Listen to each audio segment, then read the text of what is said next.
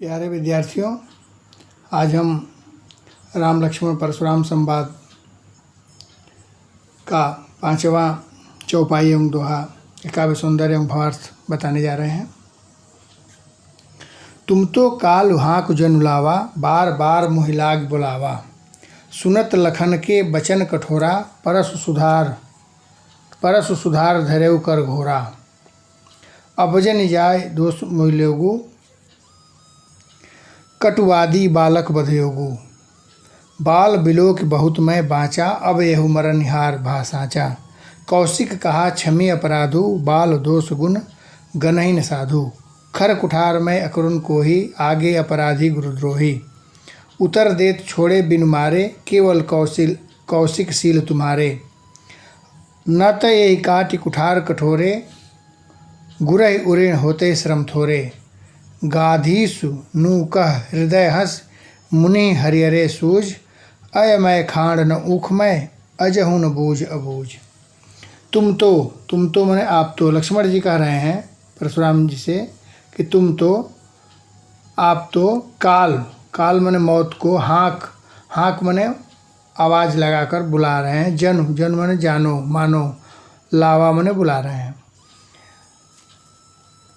बार बार मोहि लाग बुलावा, बार बार मैंने अनेकों बार, मोहि मैंने मुझको, लाग मैंने लग रहा है, बुलावा मैंने बुलावा दे रहे हैं। लक्ष्मण जी परशुराम जी से कह रहे हैं कि आप तो काल को, मौत को आवाज़ लगा करके बुला रहे हैं। आप मृत्यु को, मौत को, काल को बार बार आवाज़ लगाकर, हाँक लगा करके उसे बार बार मेरे लिए बुला रहे हैं। मोहि लाग, मोहि माने मेरे, लाग माने लिए, बुलावा माने बुला रहे हैं, मेरे लिए बुला रहे हैं। ऐसा लग रहा है मानो आप काल को हाँक लगा करके, आवाज़ लगा करके मेरे लिए बुला रहे हों। सुनत लखन के बचन कठोरा, सुनत माने सुन करके, लखन माने लक्ष्मण जी के वचन माने वाणी, कठोरा माने कठोर। लक्ष्मण जी के इस कठोर वचन को सुनकर परसु माने फरसा, सुधार माने अच्छी तरह से, धरे माने धारण, कर माने हाथ में, घोरा माने भयंकर। लक्ष्मण जी के इस कठोर वचन को सुन करके परशुराम जी भयंकर, अपने घोर माने भयंकर फरसे को सुधार करके माने अच्छी तरह से, कर माने हाथ में धारण कर लेते हैं, पकड़ लेते हैं। अब अच्छी तरह से अपने फरसे को हाथ में पकड़ लेते हैं। ऐसा लग रहा था जैसे अब वो प्रहार करेंगे। और आगे क्या कर रहे हैं, अब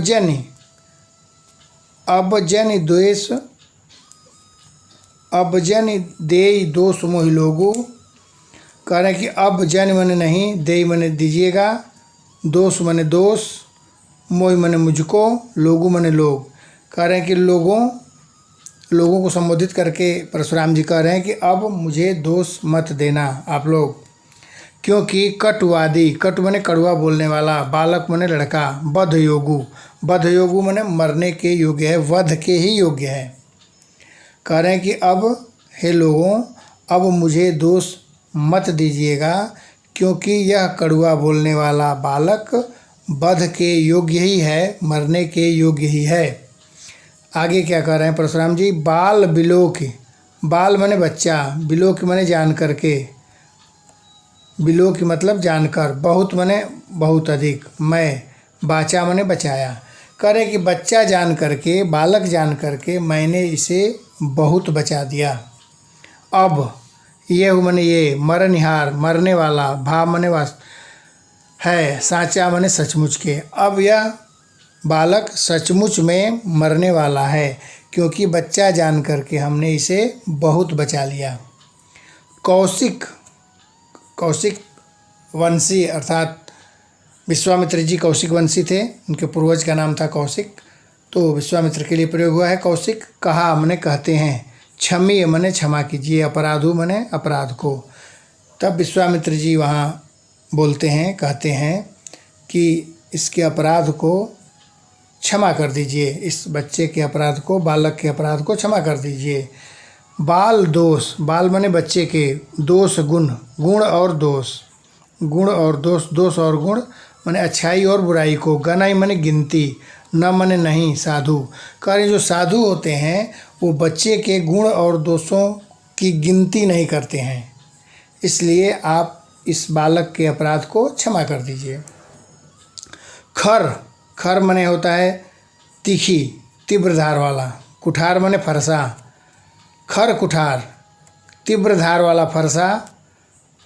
मैं अकरुण को ही, खर कुठार, खर मतलब होता है तीव्र धार वाला, कुठार माने फरसा, अकरुण माने अत्यंत, कोही माने क्रोधी। कह रहे हैं कि यह तीव्र धार वाला फरसा है और मैं अत्यंत क्रोधी हूँ। अकरुण क्रोधी, अकरुण का मतलब होता है बिना कारण के। कह रहे हैं कि मेरा फरसा तीव्र धार वाला है, तीखी धार वाला है और मैं बिना कारण के ही क्रोध करने वाला आदमी हूँ, अकारण क्रोधित होता रहता हूँ। आगे और सामने अपराधी, अपराधी माने अपराध करने वाला, गुरुद्रोही, गुरु का अपमान करने वाला, गुरुद्रोह करने वाला अपराधी सामने खड़ा हो और मैं बिना कारण के क्रोध करने वाला हूँ। मेरा फरसा तीव्र धार वाला है। उत्तर देत, उत्तर देत माने उत्तर देता, छोड़ो, छोड़ रहा हूँ, बिन मारे, मैं बिना मारे इसका उत्तर दे रहा हूँ।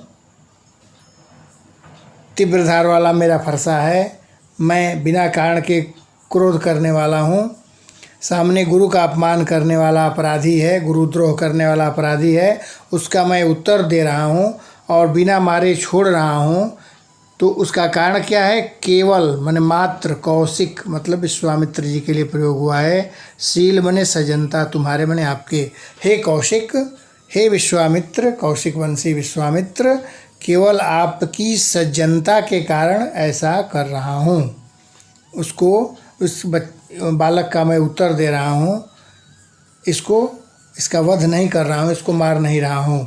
न तो, नहीं तो, यही मने यहीं पर। काट मने काट देता, कुठार मने फरसे से, कठोर मने भयंकर।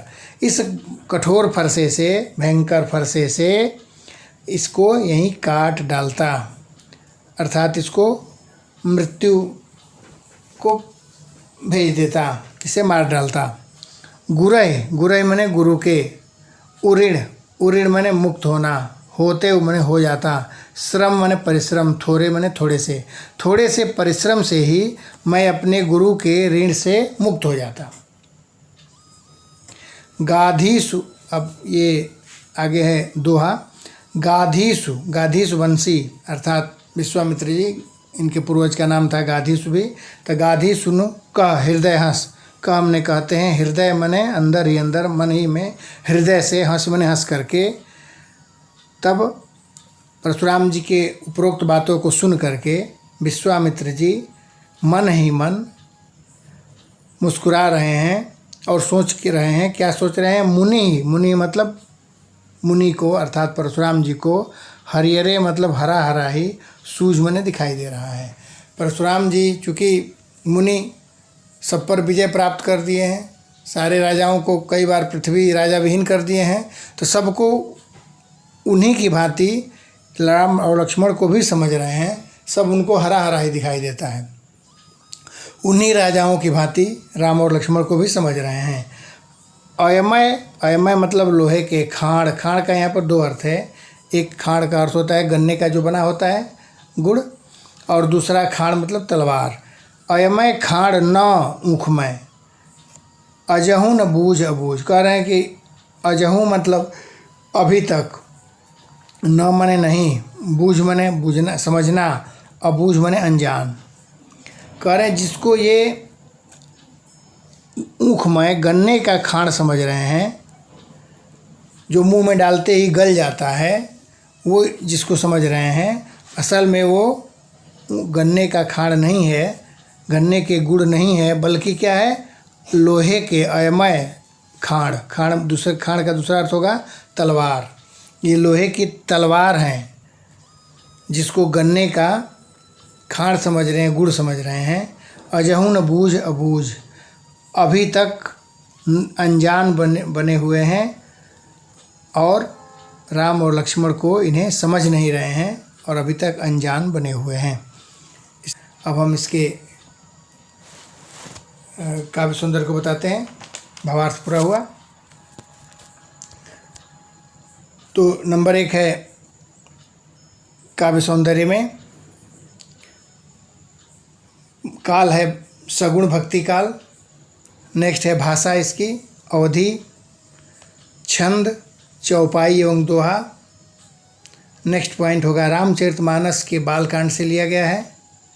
नेक्स्ट पॉइंट शैली, व्यंजना एवं व्यंग शैली का प्रयोग किया गया है।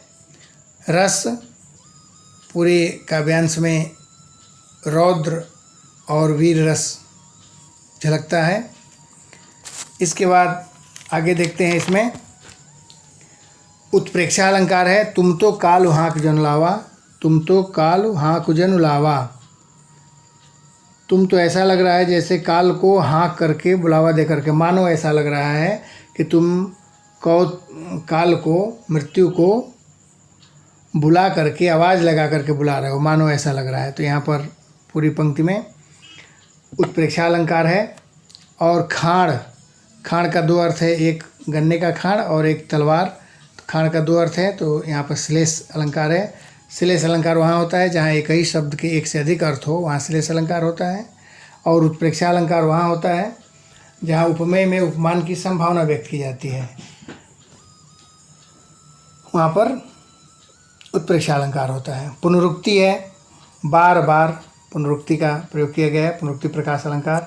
अनुप्रास अलंकार जहाँ एक ही वर्ण क्रमिक रूप से एक से अधिक बार आए, वहाँ अनुप्रास अलंकार होता है।